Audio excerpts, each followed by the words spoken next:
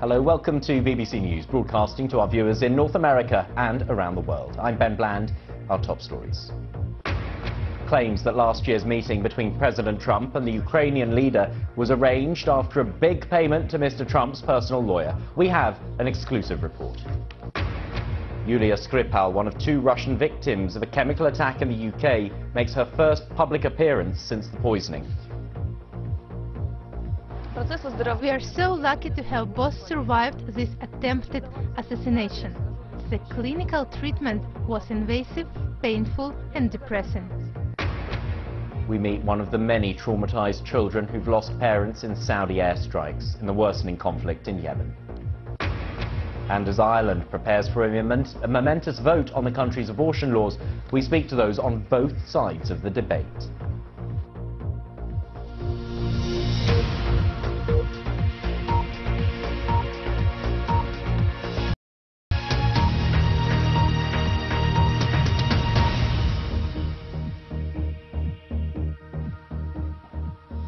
Hello and a very warm welcome to BBC News. The BBC has been told that President Trump's personal lawyer, Michael Cohen, was secretly paid at least $400,000 to secure a White House meeting last June for the Ukrainian President, Petro Poroshenko. Mr. Cohen, who denies receiving any such payment, was not registered as a representative of Ukraine as required under US law. There's no suggestion that President Trump knew. Our correspondent Paul Wood has this exclusive report. Donald Trump's run for the US presidency was watched with alarm by Ukraine's government, dismayed by his apparently pro-Russian rhetoric. Then Trump had a setback. His campaign manager, Paul Manafort, was forced to resign, accused of getting millions of dollars from Russian interests in Ukraine. The leak that brought Manafort down came from the very top of the Ukrainian government, according to sources here and outside Ukraine. If that's true, the Ukrainians badly miscalculated, backing the losing side in the US election. So in early 2017, President Poroshenko was desperate to get talks with Donald Trump, but he was being offered little more than a White House photo op. According to a senior official here who has direct knowledge of what happened, Poroshenko instructed 2 close associates to open a back channel. That back channel, our source says, was President Trump's personal lawyer and trusted fixer, Michael Cohen. The senior official says Cohen was paid $400,000. A second source says it was more. There's no suggestion that Trump knew of this. We're told that Cohen got help from Felix Sater, a convicted former mobster once in business with Trump. Cohen is under investigation for paying hush money to a porn actress, Stormy Daniels, on Trump's behalf. Her lawyer says Cohen's bank records show he took money from US companies for access to the president. Well, I think it's pretty obvious at this point that Michael Cohen took substantial sums of money and was selling access to the highest office in the land, namely to the U.S. president. We have every reason to believe that there are additional payments that have not been reported yet from those with Ukrainian interests. Thank you. Poroshenko couldn't hide his delight at meeting Trump and before Russia's Vladimir Putin. How many minutes he'd get was still being negotiated as he flew from Kiev. But this was more than just a photo op. And after Poroshenko went home, Ukraine's inquiry into Trump's former campaign manager, Paul Manafort, was steadily wound down. There was never a direct order to stop the Manafort inquiry, the special prosecutor in Kiev tells me. But, he says, from the way the investigation progressed, it was clear that our superiors were trying to create obstacles. Did President Trump's lawyer ask the Ukrainians to stall their inquiry? Perhaps he didn't need to. Poroshenko knew that to do otherwise, said one source, would be like spitting in Trump's face.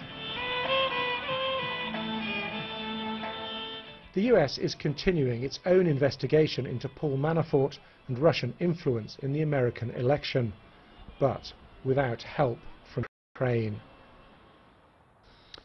That exclusive report there from Paul Wood. Yulia Skripal, one of the 2 Russians targeted in a chemical attack in England in March, says she feels lucky to be alive. She and her father, Sergei, a former Russian spy, were exposed to a nerve agent in the English city of Salisbury. They spent several weeks in hospital. In her first filmed public statement since the attack, Ms. Skripal said she wanted to return to Russia in the longer term, but rejected an offer of help from the Russian embassy. The embassy has demanded direct access to Ms. Skripal to make sure she wasn't being held against her will. Daniel Sanford has the story. After weeks of being at the centre of a huge diplomatic crisis, suddenly there she was. Yulia Skripal was poisoned with a nerve agent in Salisbury on March the 4th, but today she was well enough to read a prepared statement. I still find it difficult to come to terms with the fact that both of us were attacked in such a way. The fact that a nerve agent was used to do this is shocking. We are so lucky to have both survived this attempted assassination. The clinical treatment was invasive, painful and depressing. The police believe she and her father were poisoned by a Russian-designed Novichok nerve agent smeared on the door handle of his home. It led to surreal scenes in Salisbury as police and the army tried to control the contamination. And today it was clear that Yulia Skripal has been left with a scar on her neck from a tracheotomy. My life has been turned upside down as I try to come to terms with the devastating changes both physically and emotionally. I want to help care for my father until his full recovery. In the longer term, I hope to return home to my country. Yulia Skripal prepared signed, handwritten copies of her statement in Russian and English, wanting to show that they were her words. The Russian ambassador has repeatedly suggested that she might be being held against her will and demanded access to her. I am grateful for the offers of assistance from the Russian embassy, but at the moment I don't wish to avail myself of their services. Also, I want to reiterate what I said in my earlier statement, that no one speaks for me or for my father but ourselves.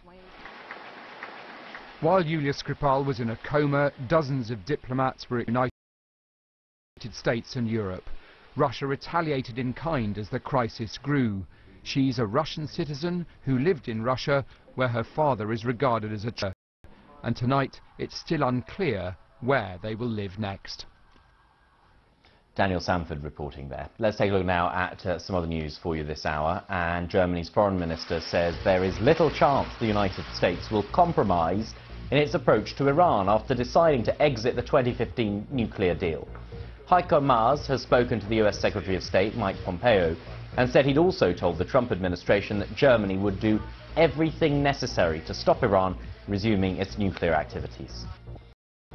The NFL has agreed a new policy that will fine American football teams if their players refuse to stand during the national anthem. The league wants to avoid a repeat of last season's controversy when players kneeled to highlight racial injustice. Players will have the option, though, of staying in the locker room during the anthem if they wish.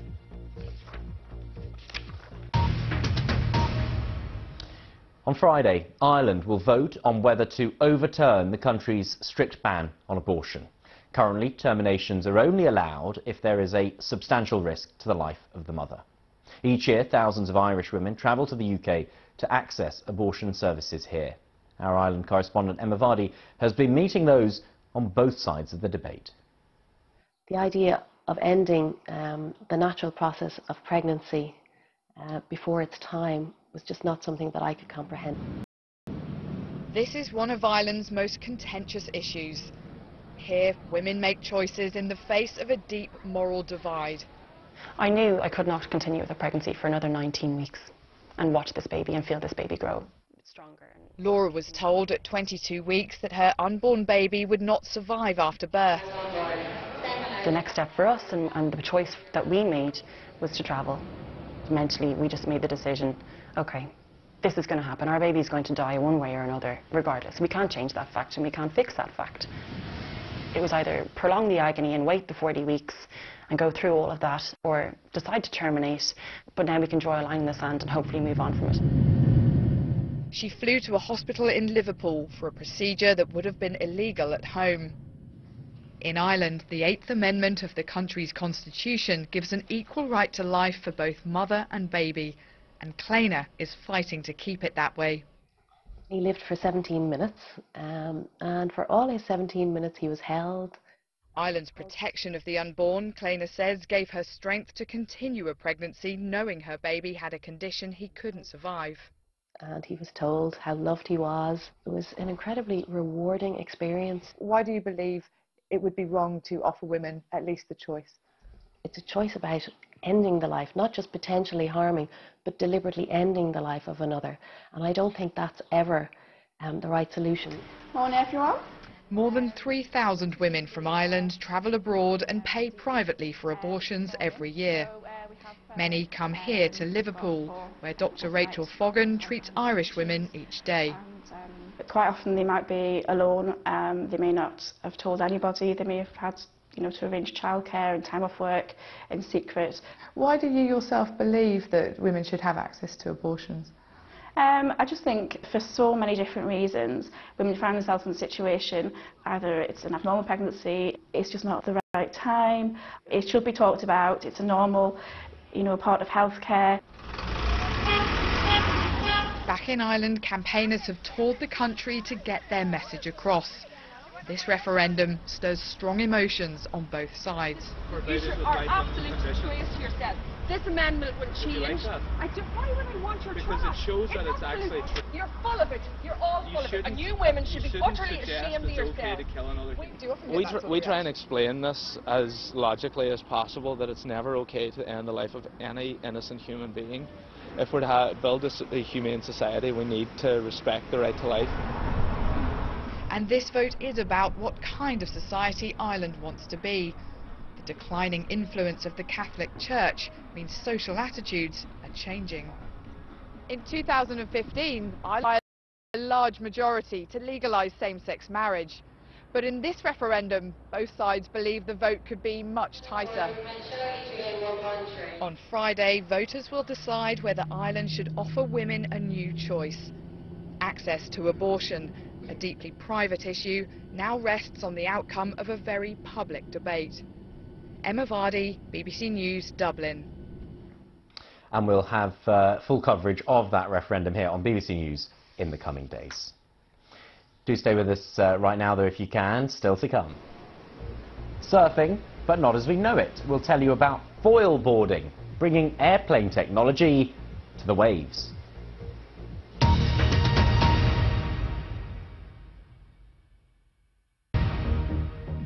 Hello, I'm Ben Bland. This is BBC News, the latest headlines. There are claims that last year's meeting between President Trump and the Ukrainian leader was arranged after a big payment to Mr. Trump's personal lawyer. Yulia Skripal, one of 2 victims of a chemical attack in the UK, has made her first broadcast statement since the poisoning. Britain says it'll provide what it's calling additional support to Saudi Arabia to help deal with the fighting in neighbouring Yemen. More than 10,000 people have died since the war started 4 years ago. Millions have been displaced, sparking what the UN has called the world's worst humanitarian crisis. The current conflict started when Houthi rebels took control of parts of the country. A coalition led by Saudi Arabia and backed by Britain is trying to dislodge them using airstrikes and a blockade.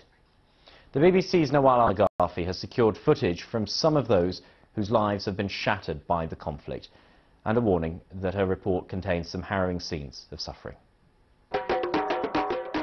A day of joy and happiness. Music and dancing to celebrate a very traditional wedding of a young local man. Ali, here on the floor, made a living drumming for parties like this. His 3 brothers and his young son Samih, in the green t-shirt, came along to join the festivities. And filming these pictures was the groom's uncle, Mohammed Al-Musabi. People were dancing and celebrating, more than 150 people, dancing and playing games, following the Yemeni celebration traditions. And then the airstrike hit and turned the celebration into a bloodbath. It was a Saudi airstrike. 22 were killed instantly, including Ali and 2 of his brothers. His son Samih escaped. The pictures you're about to see are distressing. His reaction incredibly harrowing. Unable to comprehend the loss, 5-year-old Samih won't leave his father.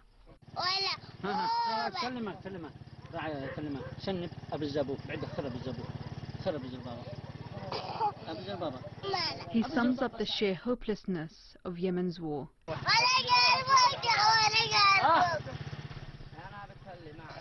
He stayed clung to his father until morning. A month later, and Samih is still in shock. His uncle tells us the only thing he keeps repeating is that his father was killed by an airplane. Yet another victim in this brutal war. His mother went into labor when she heard the shock news. Ali's broken drum hangs as a memory. Robbed of their income, the family fear for their future. The war in Yemen is now in its 4th year, and in the last month, the fighting has intensified. This is an attack by the Saudi coalition on what is now the Houthi presidential palace, in the heart of a residential area. As rescuers enter to help the wounded, another strike.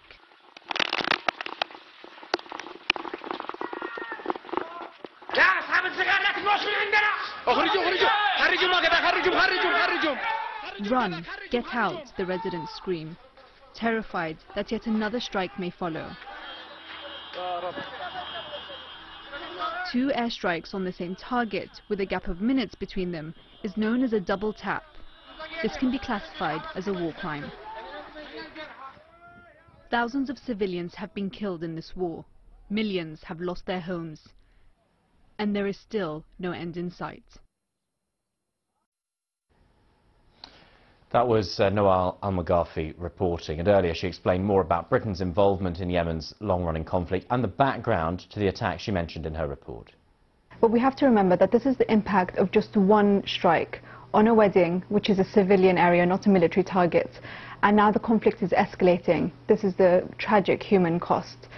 You know, the last 3 years have been brutal for Yemenis, and now the war is evolving. It's no longer a civil conflict, but it's turning into a more regional one.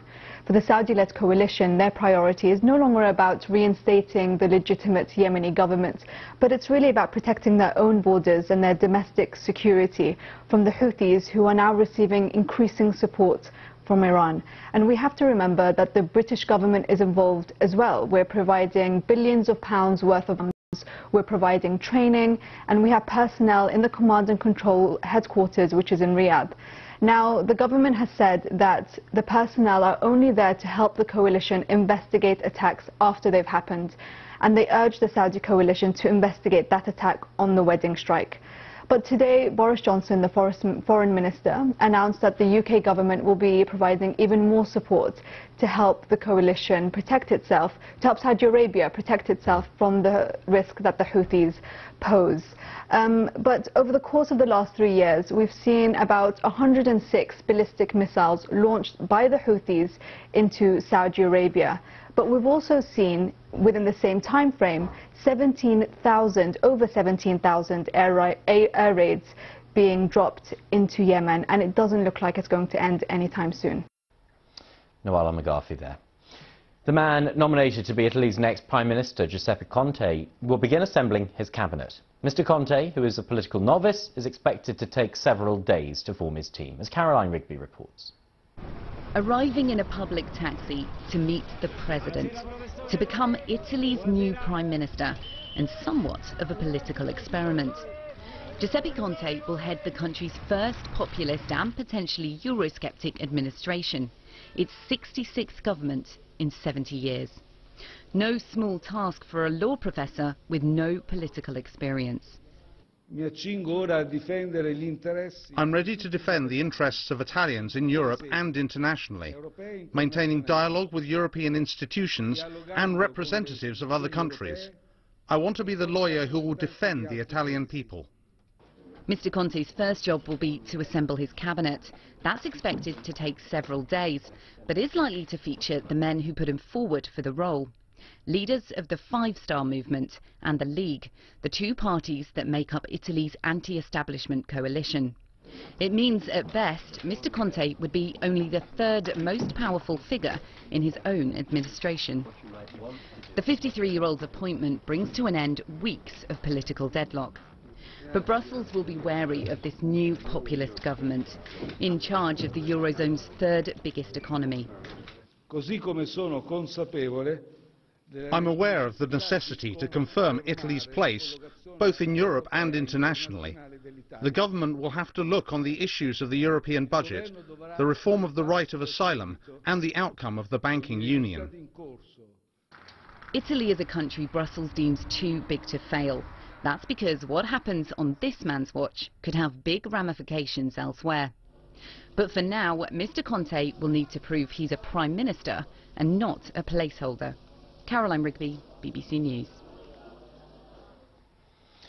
A New York judge has ruled that President Trump may not block Twitter users based on their political beliefs because it would be a violation of the right to free speech. Users who are blocked, of course, cannot see or respond to tweets from the accounts that have blocked them. Our North America technology reporter Dave Lee explains. The president is, of course, famous for using Twitter to share his views on policy, the media and anything else that appears to arrive in his head, often early in the morning. People that have disagreed openly with the president by sending tweets to him are often blocked. But a judge has now said he can no longer do that. Users that are blocked on Twitter can't see the tweets sent by the account that's blocked them. They also can't reply directly to them. This was infringement of the First Amendment's right to free speech, the judge said.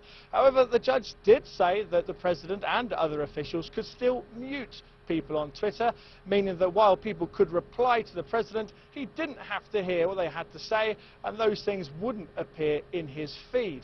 This ruling doesn't just affect President Trump, but all officials in the US, the judge said, and so many of them now will be forced to unblock people that had been targeting them on Twitter for things they perhaps didn't want to hear. Dave Lee, BBC News in San Francisco.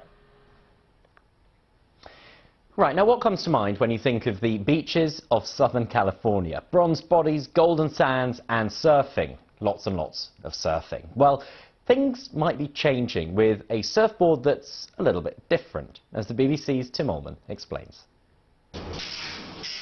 In this workshop in the small town of Carlsbad, a kind of sporting revolution is taking place. Dave Dorm and his colleagues are perfecting a new kind of surfboard. Somewhere along the line, I took my engineering talents, coupled them with the surfboard and stand-up paddleboard design work that I was doing, and we came up with a hydrofoil surfboard, stand-up paddleboard, like you see in the background here. High-tech, computer designed, but it needs testing on the waves. Cue the Beach Boys. Let's go surfing now, everybody's learning how, come on a safari with me. Of course, technically, it's not surfboarding, it's foilboarding. Either way, it's quite a ride. You feel like a little kid, you know, I mean, you're just having so much fun, and like today we went out and it's probably the worst conditions, and we had a blast. The board works like a hydrofoil. The wing under the water helps it to rise up in the air as it gains speed. And because there's less drag, it can travel much faster, even on the smallest of waves. There's just a lot of lift, you know, you're literally feeling like what an airplane wing would do when it lifts up. You're feeling that in your body, under your feet. The foil board is by no means perfect. You'll still fall off every so often, and it's probably a little more awkward to carry home. Let's go surfing now, everybody's learning how, come on a safari with me. Tim Allman, BBC News. You know, I struggle to stay upright on a conventional surfboard, so on that thing, not a chance. Don't forget you can reach me and most of the team here on social media. I'm on there at Ben M. Bland. See you soon.